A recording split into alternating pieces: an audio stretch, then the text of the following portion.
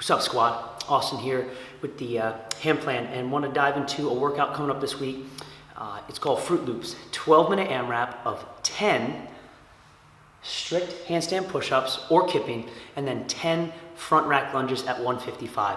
So when we break this workout down, something we want to think about is making sure that how do we implement it appropriately at our affiliates or even at yourself as an individual.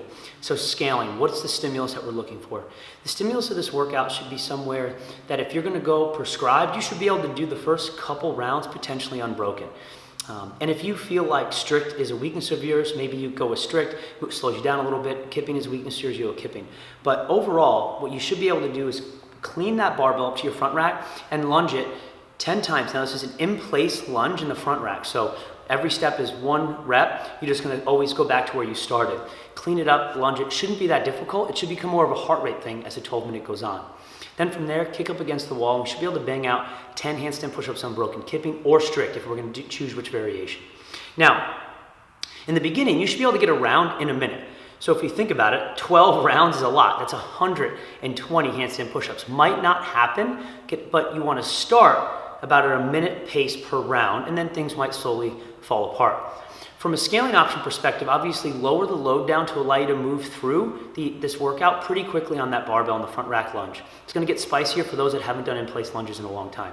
Then from there, we're gonna dive into the handstand push-up. Now, if you have a strict, just 1 or 2, kipping's absolutely part of the game. So you wanna make sure that you teach in your classes, getting your butt against the wall, bringing your knees down and working on that kip, kick, punch, head through.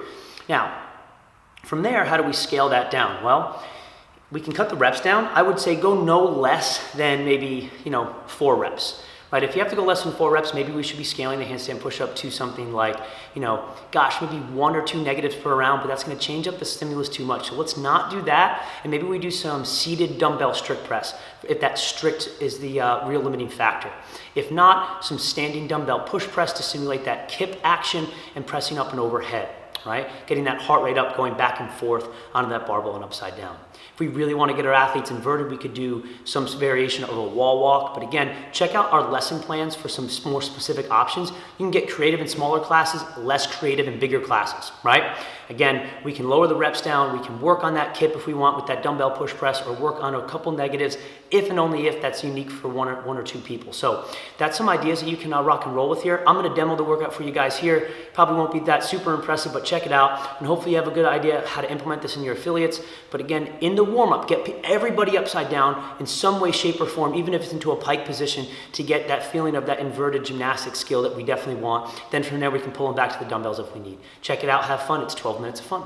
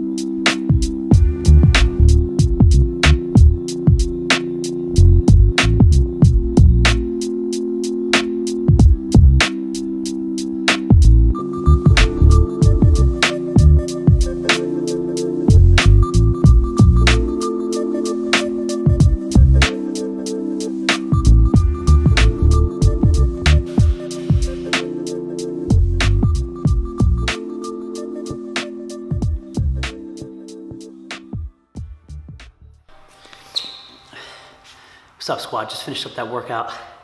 So a few things post-workout that I want you guys to think about. One, it takes about a minute when you're moving pretty quick. I got 9 rounds plus 1 rep. So I think that for your classes, think about between 5 and 8 rounds is probably fair. I started breaking up my handstand push-ups, 6 and 4 went throughout that, and that was a pretty good after about, I think, 3 or 4 rounds. I think the way after I felt it, our level 2 scaling option of negatives can absolutely be good for those that are in that purgatory state of handstand push-ups. It might have kipping but not strict.